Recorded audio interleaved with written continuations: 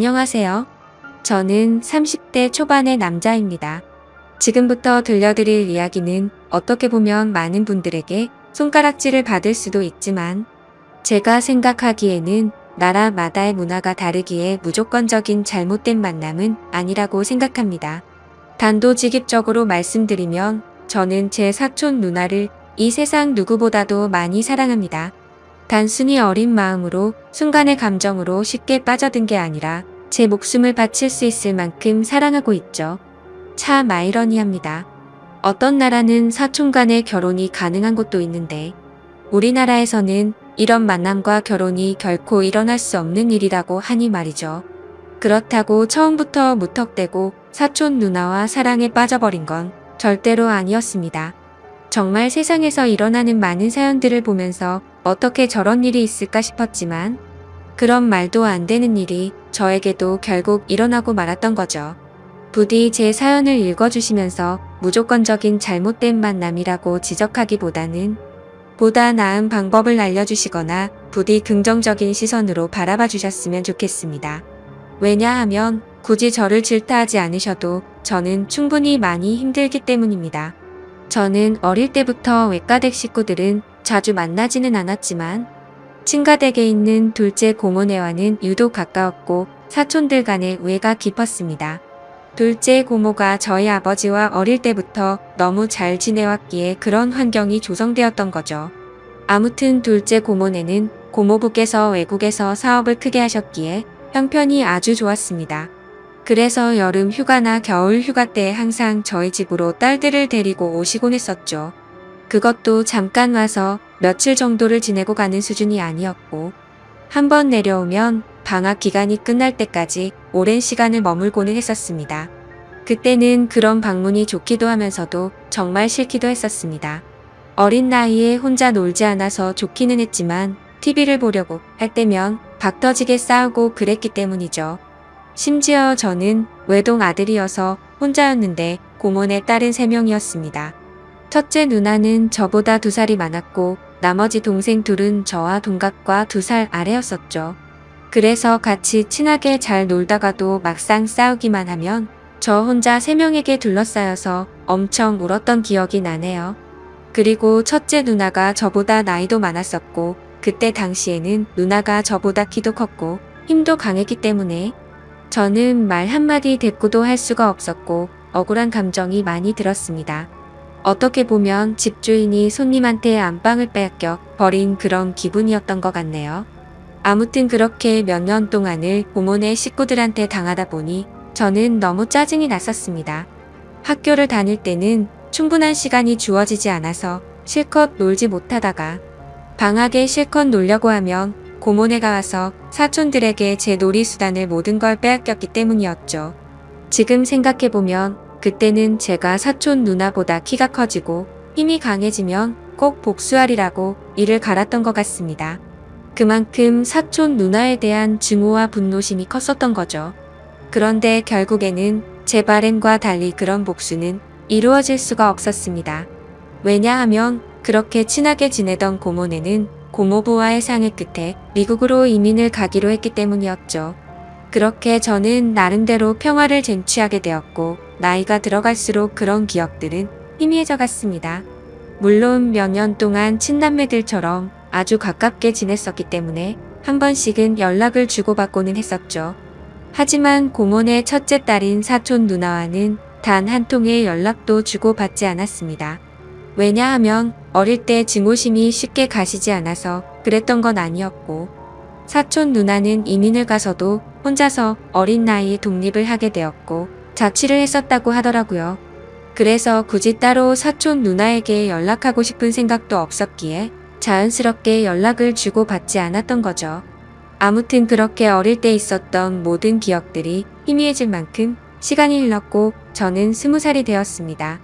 남들과 다르지 않게 평범한 삶을 택하게 되었기에 그저 그런 평범한 4년제 대학교를 들어가게 되었죠. 삶이 미지근했던 저는 1년 동안은 대학 생활을 대충 어슬렁 다녔습니다. 그러고서 빠르지도 느리지도 않게 곧바로 군대를 다녀왔습니다. 군대에서 지내다 보니 제 인생에 대한 회의감이 절실하게 느껴졌고 저는 곧바로 편입을 위해 재수를 하게 되었죠. 다른 사람들은 저녁 이후에 대부분 군대에서 보낸 시간을 보상받는다는 명목하에 사람들끼리 어울려서 술을 마시고 흥청망청 놀 시간에 저는 그러지 않았습니다. 저는 정말 1년이란 시간 동안 정신이 나간 사람처럼 공부를 했습니다.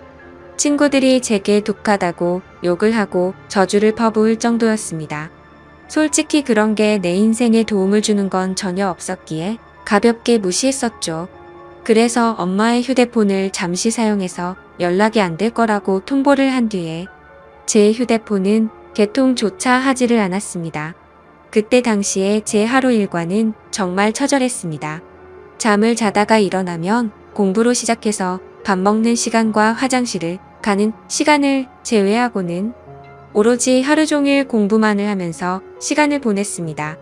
그로 인해서 코피는 하루라도 안 흘리면 이상할 정도였었고, 여름에는 하루 종일 앉아있는 탓에 엉덩이의 땀띠가 너무 심각해져서 병원까지 다닐 정도였었죠. 그렇게 1년 동안 공부를 열심히 한 끝에 수능을 보게 됐습니다. 결과는 생각보다는 잘 나왔지만 결국 정말 아주 아쉽게 제가 바라던 대학교에는 떨어지고 말았습니다. 그래서 두 번째 지망하던 학교를 가느냐 아니면 1년을 더 준비를 하느냐의 기로에 서게 되었죠. 사실 말이 기로에 서게 된 거였지 제 뜻은 확고했었습니다. 공부를 시작할 때 목표는 오로지 한 곳이었기 때문이죠. 하지만 부모님의 눈에는 제 모습이 너무 처참했기에 제게 그 정도면 됐다며 두 번째로 지망한 학교로 가라고 하셨습니다. 저 또한 너무 힘든 1년을 지나왔기에 포기하고 싶은 마음도 굴뚝 같았죠. 하지만 결국 저는 고집을 부렸고 1년을 더 준비하기로 했습니다.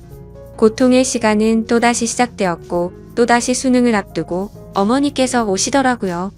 어머니는 본인도 미신은 절대로 안 믿는데 지푸라기라도 잡는 심정으로 계명을 하는 게 어떻냐고 하시더군요. 저를 위해서 매일같이 기도를 드리러 다니시다가 만난 분에게 제 이야기를 했더니 이름이 뭔가 제 앞길을 자꾸만 가로막는다며 계명을 권하셨다고 하더라고요. 별로 고민할 것도 없었고 그러자고 했습니다. 제 이름에 큰 미련도 없었거니와 조금의 가능성이라도 더 생긴다면 뭐라도 하고 싶었으니깐요. 그리고 도저히 이 지옥 같은 시간을 더 이상은 할 자신이 없었거든요. 그렇게 계명을 하고 나서 저는 또다시 수능을 치르게 되었습니다. 결론을 말씀드리면 꿈은 이루어졌습니다. 제가 그토록 원하던 대학교에 합격을 하게 되었던 거죠. 그래서 제 인생은 군대를 가기 전과 후가 정말 완벽하게 달라지게 되었습니다. 그저 그런 평범한 대학생에서 우리나라에서 가장 좋은 대학교의 학생이 되었으니깐요. 그렇게 힘들게 얻은 자리였기에 저는 연애 한 번도 제대로 못한 채로 대학 생활만을 정말 열심히 했습니다. 시간은 금방 흘러갔고 어느덧 저는 졸업을 하고 다행히 대기업에 당당히 입사를 하게 되었죠. 처음 회사를 입사하고는 모든 게 낯설었고 힘든 시간의 나날들이 이어지더군요. 하지만 이곳 직장도 사람들이 사는 곳이라 그런지 점차 익숙해져 갔고 사내 커플이 있었는데 그 커플을 보고 있으니 저도 모르게 외로운 마음도 들기 시작하더라고요. 제가 학창 시절에 엄청나게 인기가 있는 스타일은 아니었지만 적어도 여자친구가 없는 기간이 1개월도 넘기지 않을 만큼 항상 여자친구가 있었거든요. 대부분은 오랜 시간 동안 만남을 가졌기에 많은 여자들을 만난 건 아니었죠. 아무튼 이제는 열심히 이루고자 하는 바도 일단은 어느 정도 이뤄낸 것 같은 마음이 들기 시작했고 다른 사람들처럼 친구들도 만나고 회식도 하고 평범한 나날을 보내고 있었습니다. 그리고 주말을 앞둔 금요일 저녁 제 인생을 송두리째 바꿔놓은 여자를 만나게 되었습니다. 그날은 모처럼 회사를 마치고 친구들과 강남에 있는 술집에서 자리를 가졌고 술에 취한 나머지 평소에 거들떠도 보지 않던 감성주점의 술집으로 향했습니다. 그곳은 나름대로 헌팅을 하기에 자연스러운 분위기에 춤도 추고 술도 마시는 클럽 음악이 나오는 술집이었죠. 저는 시끄러운 곳은 그렇게 좋아하지 않는 성격이어서 별로 재미가 없었습니다. 그런데 참 눈이 즐겁긴 하더라고요. 어린 사람들이 신나게 꾸미고 와서 그런지 하나같이 잘생기고 예쁜 사람들 투성이었죠. 그렇게 한참을 놀다가 제 눈에 띄는 한 사람이 있었는데 그녀를 보자마자 첫눈에 사랑에 빠지는 기분이 들었습니다. 왜 그렇게 생각할 정도였냐면 저는 평생 여자에게 번호를 물어본 적이 없었는데 그 여자를 놓치고 싶지 않은 마음에 정신이 나갔던 건지 저도 모르게 그녀에게 다가가서 대뜸 번호를 물어봤던 거죠. 그녀는 시끄러운 소리에 네? 라고 되물었고 저는 다시 한번 번호 좀 알려주실 수 없냐고 물어봤습니다. 그러자 그녀는 죄송한데 남자친구가 있다며 정중하게 거절을 하더라고요. 그때 돌아섰으면 됐을걸? 자존심 구겨지게 친구로라도 지내고 싶다며 재차 물어봤습니다. 그녀는 다시 한번 죄송하다고 하고는 그 자리를 떠나더군요. 생애 처음으로 번호를 따본 거였는데 거절을 당해서 너무 창피해 죽겠더라고요. 쥐구멍이라도 숨고 싶은 심정이 이런 건가 싶었습니다. 그런데 그런 창피한 감정보다도 그녀의 연락처를 받지 못한 게 더 상심이 컸습니다. 또다시 다가가서 말을 걸면 이상한 사람으로 볼까 봐서 차마 다가가진 못했죠. 그렇게 조용히 술을 마시면서 그날 그곳에서 오로지 그녀만 쳐다보다가 집으로 돌아갔습니다. 집에 와서도 용기를 다시 내볼 걸 그랬나 생각도 들었고 정말 아쉬운 마음에 밤새도록 잠을 설쳤었던 기억이 나네요. 사실 스쳐가는 인연이라고 생각하면 며칠 정도 지나면 금방 잊혀져야 정상인데 그로부터 3달 정도가 지났을 무렵에도 문득 그때 그날의 그녀가 생각나서 환장할 노릇이더라고요. 해변가에서 모래벌판에서 바늘찾기라도 하는 심정으로 3달 사이에 10번도 넘게 그곳에 다시 가봤었습니다. 하지만 결코 다시 마주칠 수가 없어서 운명이 아닌가 보다 하고 포기하고 있었죠. 그렇게 아무 생각 없이 탕비실에서 커피를 타고 있다가 옆을 봤는데 드라마에서 보는 장면처럼 저는 너무나도 깜짝 놀라서 커피를 떨어뜨리고 말았습니다. 왜냐하면 그토록 찾아 헤매던 바로 그녀가 제 눈앞에 있었으니깐요. 그녀는 저를 보면서 이 사람이 왜 이러지 싶은 표정으로 저를 쳐다보고 있었고 저는 혹시라도 커피가 튀었을까봐 죄송하다고 고개를 숙여 사과를 했습니다. 그러자 그녀는 생긋 웃으며 저는 괜찮다며 본의 아니게 놀라게 해드려서 죄송하다고 하더라고요. 그렇게 어색한 인사를 뒤로하고 그녀의 명찰을 보니 저희 회사 명찰을 달고 있었습니다. 이게 웬걸 정말 하늘에서 내려준 운명이 이런 거구나 싶어서 너무 기뻤습니다. 기쁜 마음을 최대한 가라앉히며 조심스럽게 그녀에게 물어봤죠. 혹시 이번에 신입 공채로 들어오신 거냐고 물어보자 그녀는 고개를 끄덕이면서 잘 부탁드린다고 대답을 하더군요. 다행스럽게도 몇 달 전 제가 번호를 물어본 사람인 건 전혀 모르는 눈치더라고요. 저는 그 순간 이 모든 상황이 너무 꿈만 같았고 제가 그녀로 인해 고민하는 걸 상담해주던 친구에게 곧바로 전화를 걸어서 자초지종을 설명해줬습니다. 친구의 반응도 어떻게 그런 일이 있을 수가 있냐며 말도 안 된다고 말하면서 놀라더라고요. 아무튼 그날 이후로는 회사에 출근하는 발걸음이 그렇게 행복할 수가 없었습니다. 그리고 그와 동시에 슬픈 마음도 쉽게 가시지가 않았죠. 왜냐하면 그녀의 손에는 커플링으로 보이는 반지가 끼어져 있었고 그동안 멍청하게 잊고 지냈던 생각이 들었습니다. 그녀는 제게 남자친구가 있었다고 한 사실이었죠. 사실 기억을 못하지는 않았지만 연락처를 달라고 하면 대충 거절하려고 남자친구가 있다고 거짓으로 대답하는 그런 거라고 믿고 싶었던 것 같습니다. 그렇게 또다시 저는 그때 감성 주점에서 멀리서 쳐다만 보고 있던 제 자신을 또 보고 있는 기분이었죠. 그때 그런 생각이 들었습니다. 골키퍼가 있다고 골이 안 들어가나? 결혼을 한 것도 아니고 법적으로 문제가 되는 것도 아닌데 최선을 다해보자 싶더라고요.